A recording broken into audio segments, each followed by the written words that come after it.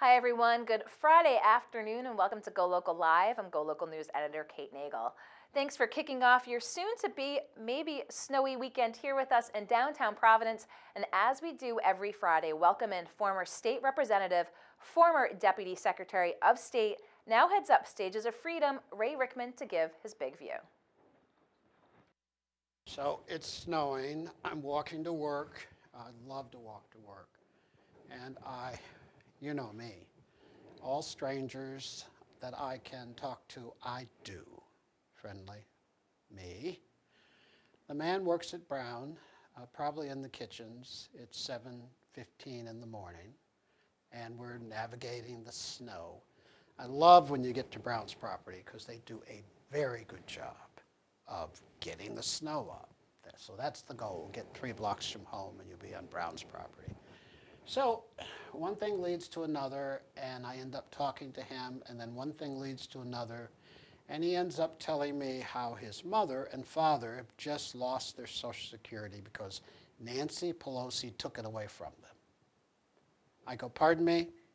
Nancy Pelosi took away my mother and father's Social Security. Now, as we continue the dialogue, he says, okay, I'm misspeaking, I'm overdoing it. She only took 20% of their money. I said, and why would Nancy Pelosi do that? And he says, to give it to illegal immigrants and others. Now, I don't know who the others are. So I'm now, quit being nice guy that I am, and I say to him, you're absolutely wrong. Nancy Pelosi doesn't run the administrative arm of this government, Social Security. Mr. Trump does, and Mr. Trump didn't take your parents' Social Security. Nancy Pelosi's only been in the driver's seat of the House of Reps. They make the laws for 1 month.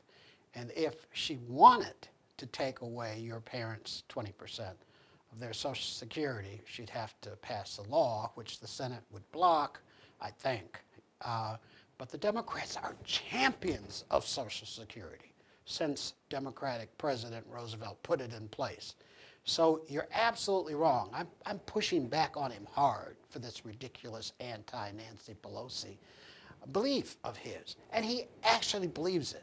You know, there are people who tell you lies and you know they're lying. And then there are people who tell you lies and they don't know they're lying. He doesn't know it. I said, where did you get that from? It was on a website. I said, I'm going to make you a deal, and I really can't afford it, but I'm going to bet you $500 that if you call your parents, they will tell you this is not true. We, who get Social Security, have gotten a 2% raise. It's not a huge raise. And the new members of Congress, Democrats all, are trying to give everybody on Social Security a 15% raise. Just change the calculations so that everybody, including your mother and father, will get 15% because last year it was 0 and the year before it was 1%. And it's inflation. But inflation, keeping up with inflation doesn't make you happy. You with me? So I'm back and forth with this man, and he actually believes this. Now, I gave him 2 business cards, Stages of Freedom business cards. This isn't political. This is cultural. This is emotional blindness. This is hatred of Nancy Pelosi. This is, she's the new substitute for hating Hillary Clinton. This foolishness needs to stop. People, mainly white, working class people, need to get facts before they go out in the street with absurdities. Absurdities. But the labor unions need to start working on their members. This man, who's supported by the Democratic Party, his union, needs to talk to him. They really do. Because America is going to get in trouble with people believing these lies. It causes them to vote for people who are opposed to their interests. Now, I'm hoping to see this gentleman again because he parks in front of my house quite often. And again, I'm going to ask him to get the facts. Not because I think Nancy Pelosi is one of the greatest people in America, which I do, but because he needs to understand how to protect his mother and father's Social Security. And I have an article from the New York Times. It's going to be interesting if he calls it a lie. saying that these new members, Democrats, are trying to get his mother and father a 15% raise. God bless America and the truth.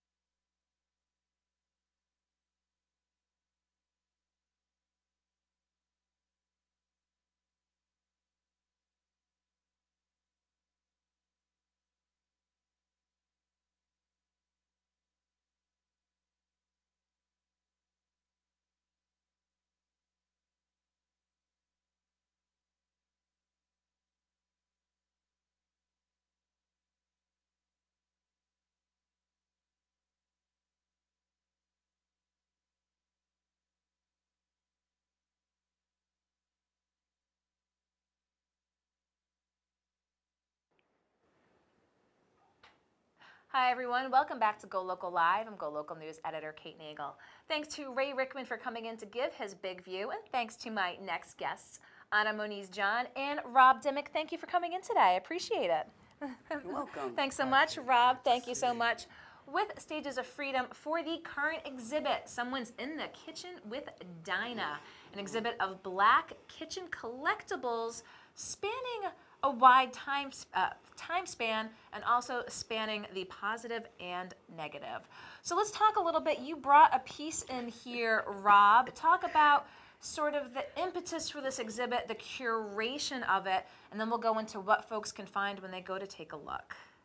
Well, the impetus for the exhibit was actually tied to our annual fundraiser, which is a Black culinary experience.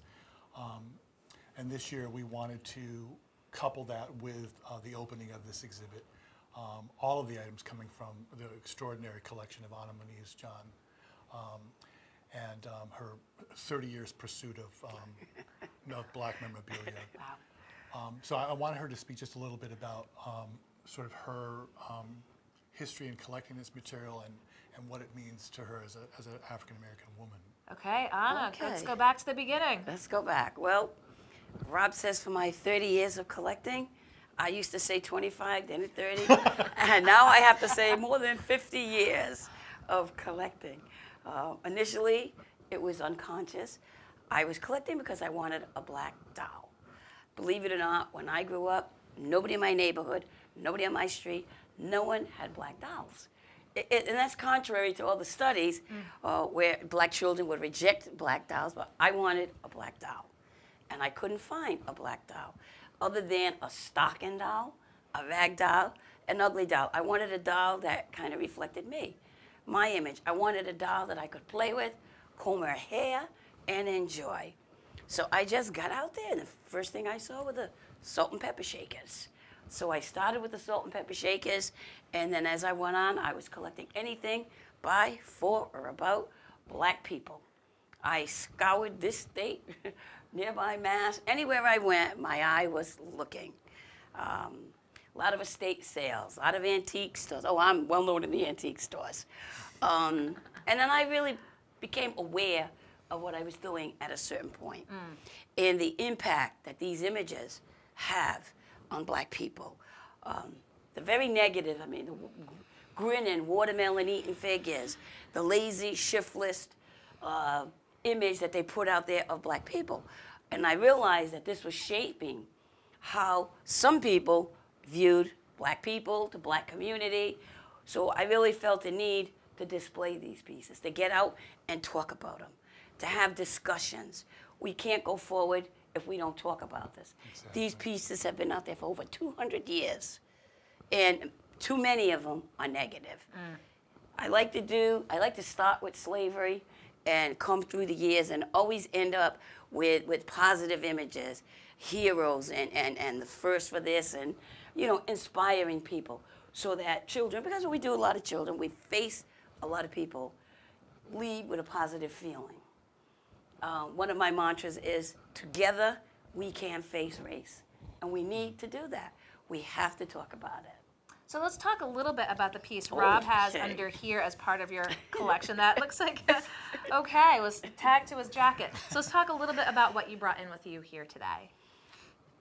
Well, you want to say something? No, I want you to speak because this is a piece that is just now being added to this exhibit because of its significance in the collection.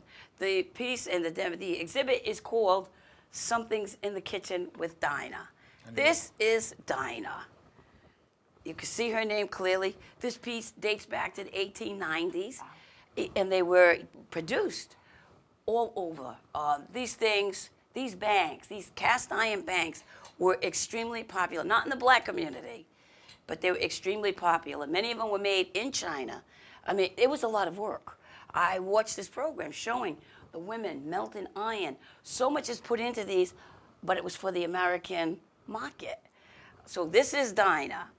And Dinah came after slavery, where the mammy, prior to that, the mammy, everybody loved mammy. How I love my mammy. I mean, Eddie Cantor, mammy.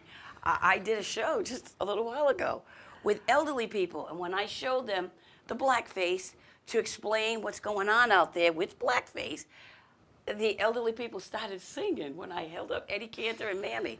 They started singing Mammy. See, Mammy was loving, warm. She was that, feeling that everyone had. She took care of the house. She cleaned the children, dressed the children. But after that, things turned. After the Civil War and things got ugly, and the images got ugly and reflected that feeling. Now, if you look at Dinah, I mean, she's a very, shall we say, unattractive woman. That is not the image of most black people. I want to think I don't look like Dinah. Well, and she's not there's no femininity to her. No femininity. Other than her, that's perfect. Her bosom. Exactly. And the whole notion of desexualizing black people. Black women in particular. Images. And I mean, here we have, this is a cast iron bank in which if you press the lever at the back of her arm, she will actually eat the coins. So that in itself is incredibly demeaning and disturbing. Additionally, the eyes roll. And it's to put fear. Dinah's designed to put fear. You need to fear Dinah. She's not the friendly, warm mammy. You don't want Dinah in your kitchen. But at the same time, I mean, white people were collecting these items. Oh, absolutely. As a sort of form of pleasure. It harkens back to the days of slavery and as we move into Reconstruction, where white children were raised in the South by black mammies, by black women. And so there's a kind of comfort for them in having these items on their dining room tables or in their kitchen, but at the same time they are keeping black people in their place because they have dehumanized them. Would you agree with that? Oh yeah, I agree with it. And if you notice, many of the pieces are about cotton and Dixie. Bring that back. Let's go back to the old times of Dixie. I can remember cartoons where you'd have cartoon characters singing Dixie. I want to go back to Dixie. Like cotton was a great thing. And they have this love affair with cotton, while at the same time, slaves were laboring 14, 16 hours a day. Picking cotton is not easy. It's not fun. And no one really wants to go back to it. It was romanticized by the songs, by the cartoons, but not by the black people. Now, I know that one of the things that was mentioned about this exhibit, too, specifically because it's someone's in the kitchen with Dinah looking at black kitchen collectibles, the imagery of the black woman on products, whether it was cream of wheat or Aunt Jemima. Let's talk a little bit about that as well and what you might have in your collection. Well, we have many mammies. I have hundreds of mammies, I'm going to say, because Mammy was, again, that loving figure. And Aunt Jemima was a loving figure. The name Jemima actually came from a minstrel song, the Mills Brothers, and they produced they bought rights to the pancake mix. And the pancake mix was one of the very first prepackaged foods in America. And it became very popular. At one point, Anne Green was representing, she was the face on the Aunt Jemima box. If you look at the early pictures of Jemima, Aunt Jemima, she was very, very black, pitch black with a turban, kind of a flat face. And then the pitch blackness moved on. The turban came off, and the kerchief went on. The kerchief came off, and then a small scarf, then a headband. And, you know, through the turbulent times of the 60s, Aunt Jemima, you know, kind of went underground. She was very quiet. You didn't see her. And then Aunt Jemima returned, and she came back. She had a perm. The headbands were gone. She had a pearl earring. She was brown, and she was beautiful. She was what a black woman would look like. But if you look back, I mean, through the years, on and on and on, you see the evolution from this image to a beautiful, if you look at the pancake box, say, Aunt Jemima's beautiful. And you'd say, what's wrong with that? So you mentioned it just previously, too, with what we've seen in current context today and the issue of blackface still at the forefront by lieu of certain leaders having been exposed to be wearing it back, as they said, as back in the 80s. Let's talk a little bit about this. Again, as we're here, it is 2019. There's this exhibit that shows, again, this full spectrum of black Americana, if you will. I mean, how important is this exhibit in the realm, and you have talked about this, in the broader discussions of race and looking back both at the usage of blackface and concurrently as it's placed now in current conversation and debate? Well, blackface is very important, and we need to talk about it. People keep saying, what's so bad? What is wrong? Blackface goes all the way back to slavery. Blackface goes back to these images. Blackface, and again, it turned out to be the minstrel shows. Black men could not do minstrel shows. Only white people did. It goes back to Jim Crow, where blackface is put on, and you would have a white person putting on blackface, putting on white around their lips, and dance and pretend to be a black person. Act like they were a black person, and doing these crazy kinds of shows. But they got big, and minstrel shows were huge. It was a very lucrative way to make money. There was a lot of money, but blackface goes all the way back to slavery, to the Jim Crow era, to these negative images, and we have people that we love or look at and really want. I mean, just think of Ted Danson broke out with blackface, and we really liked him, and he did not see, or he said he didn't see the harm. I mean, right now in Virginia, right now with the governor, he didn't see the harm, and that was in 1980. I read an article in Barrington just a few months ago I'm saying 2 years ago, I believe it was, with the school children, with their teacher, put on blackface and did a show. That image is not going away. People have to understand that it's painful. It's painful to black people. It takes you right back to segregation. It takes you back to Jim Crow.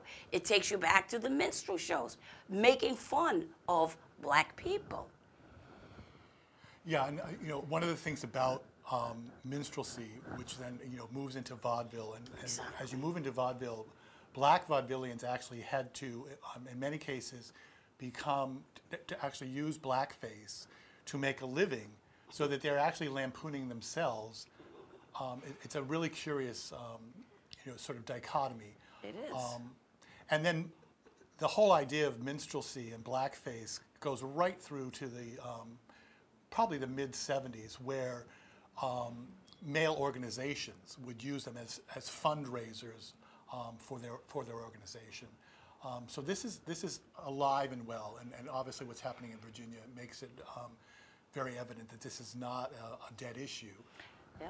And it's not just Virginia. I have one piece in my collection of a lumberjack, and it's blackface. It's a little character made out of wood, and his arms and legs bend, and he was given to me. A gentleman called me up and said, I think I have something you might want for your collection. And he brought it to me with a note telling me that his uncle did minstrel shows in Warren, Rhode Island. Now, I live in East Providence. I did a lot of my scouring and antiquing in Warren, Rhode Island. And he gives me this piece. And he says when his uncle did his minstrel shows in Warren, he would have the little guy with him. And as he's telling blackface jokes, the guy would be dancing, his arms are swinging, and this is right here. Right here. It's in the north, it's in our face, it's in Rhode Island. Absolutely. I mean, people come into the exhibit and say, my grandmother had those salt shakers on the table. It was just something, they were ubiquitous. And we need to be clear, because there just was a piece on PBS where they are still manufacturing these items. In many cases, they're trying to manufacture them so that people who are not in the know or not savvy are buying things that they think are original. This is an original piece. And you have to know how to sort of read it, the rust, the wear. Screw in the back. But there are attempts to reproduce these things so that they appear that they're old. But these things are still being made in Japan, in China, and in Germany to this And very they're made day. mostly for the U.S. market. Oh, yeah. And there is a market, or they wouldn't be producing them. And what's your thought about that they're still producing this in this day and age? It's scary. It's scary because most of the images that are being reproduced are negative. They're not the pretty images. I told you I originally started because I wanted a doll. And I think about it. I have grandchildren, and they all want their American Girl dolls. And I know you're going to be familiar with the American Girl dolls. And there's one called Addie. Yes. And Addie was the first black doll that American Girl produced. And I believe that was in 1993. And they were extremely careful. They were diligent. They did their homework. They sat around tables and decided what her story would be, what her book would be. And it was about a little black child trying to get free for slavery, her family. So they put that much into it, which is so good and so great and what we want. And then on the other hand, you have these negative images still being produced. Well, you can see all of this and more with Stages of Freedom putting on Someone's in the Kitchen with Dinah and Anna, Moniz, John, and Rob Dimmick. I so appreciate your taking the time to come in. Thank you so much. Tell us more about the exhibit, and we'll be putting up links if you catch this after the fact for more on the exhibit. So thank you for tuning in for this portion of the segment, but don't go anywhere. We're going to be right back here in just a moment.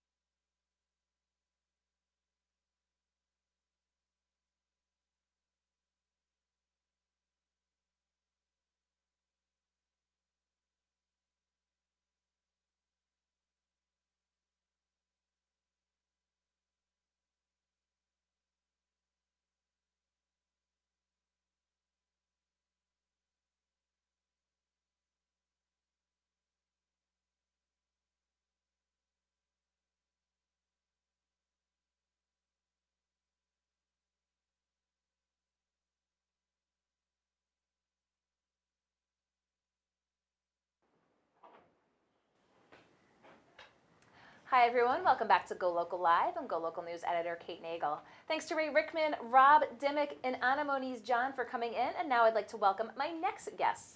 Jillian Winters and Jody Vinson, thank you so much for coming in today. Thank you. I appreciate it to talk about the What Cheer Writers Club, a new nonprofit here in Rhode Island celebrating writing, podcasting, publishing, and more.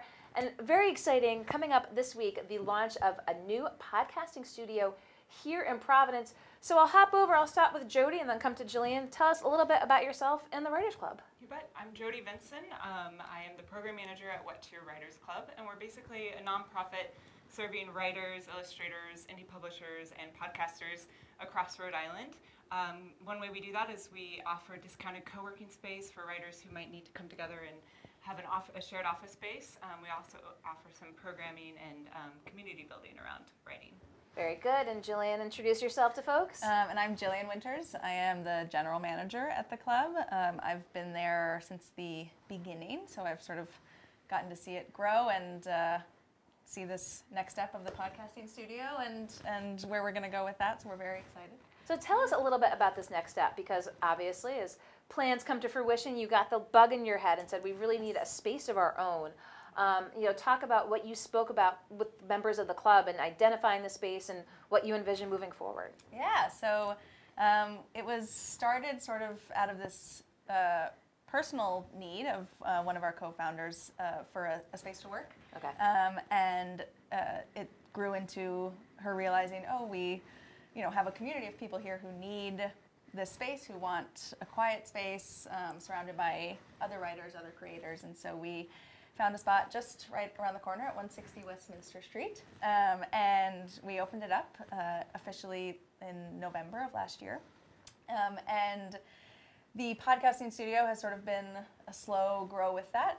We've been working hard on getting all the equipment in and figuring out, what we need to do to soundproof it and make sure that it's, the best studio quality that we can get. And so we are finally there and finally ready for it. Finally ready. So, Jody, what can we expect next week? Yeah, so we are celebrating the launch of our studio on Thursday with our members, and it is then, and actually now, open to reservations. So we're renting the studio. It is a members-only benefit, but you can join the club for $5 to $15 a month. And then the studio rental is just $10 an hour. So it's a great deal if you're thinking about starting a podcast or in the middle of podcasting but just need a better soundproofing. We have some great equipment available with those rentals. So you're welcome to stop by and take a tour and check out the space. Excellent. We'll be sure to provide links again to that address and information. Open to the public for folks who might be interested in learning more about the club, this event next week? So it is a closed event for you got to be a member. Thursday event, yes. The membership does come with many add-ons and benefits, not just the podcast rental. You get access to the whole space, you get access to the community, as well as publicity if you are a creator yourself. And then going forward, the tours of the space, and if you want to come see the club, that you are welcome to stop by, shoot us an email, and just come and see the space. And then we also do have a open to the public monthly podcasting 101 class that will start as well. Okay. And so if you are interested in learning about our equipment, or if you want to start your own podcast and are sort of freshly new to it or only have a little bit of knowledge, we host a monthly class on the third Thursday of every month, and that's open to members and the public. And so it's a reservation required class, but once you reserve, you come, you get to hear us spiel some stuff about podcasting, and then get a little time to record and practice in the booth. And so that way you're ready to rent it and to start your own journey on podcasting. Now, how big is the What Cheer Club up to now? Just about 150 members. Wow. Yeah, so Fantastic. it's grown quickly over just 4 or 5 months here. Yeah, it's been a quick growth and a lot of word of mouth, which is really nice. Thanks to Excellent. Providence. Well, glad we can come in here and talk about this upcoming event for members, but as you said, highlighting that there is a podcasting 101 for the public who's interested as well. Jody, as a program director, let's talk about, besides podcasting, what's on tap for the rest of the year for folks who might be watching and say, hey, maybe What Cheer might be for me. Right, yeah. So we've started a monthly member meetup the first Thursday of every month, and we just started hearing from members that they wanted to get to know other creatives in the community, so we've got that going. And then we also offer a monthly program around kind of the business end or the practical side of writing. We have some great organizations in town who are focused on the craft of writing, some of whom use our classroom and are part of the club. But we're offering classes or programs on things like how to get a grant to support your writing. We had Riska in last month to talk about that. And this coming month in March 23rd, we're having a freelance event where we're bringing in some local editors to talk to freelancers about how to pitch and write for local publications. Very good. So much going on with the What Cheer Club. And as you Yeah. said, literally right around the corner from Yes, us down it here. is, yeah. We always like to say it's all happening here in downtown Providence. Well, I appreciate you both coming in to tell folks a little bit more, again, about the event coming up, again, what's open to the public and all of the offerings Yes, at the What Cheer Writers Club. So Jody and Jillian, thank you so much. And again, we'll provide links if you're watching right now and want to learn more about the club and the opportunities available. And that just about wraps up another week here in downtown Providence for Go Local Live. Of course, we're keeping an eye on what's to come this weekend with a little snow. We'll provide you with the latest storm updates as well. We should be back here in studio on Monday for Business Monday with Josh Fenton, weather permitting. But of course, go to Go Local Prov and find us over Facebook throughout the weekend for the latest news, lifestyle, sports, and more. I'm Go Local News editor Kate Nagel.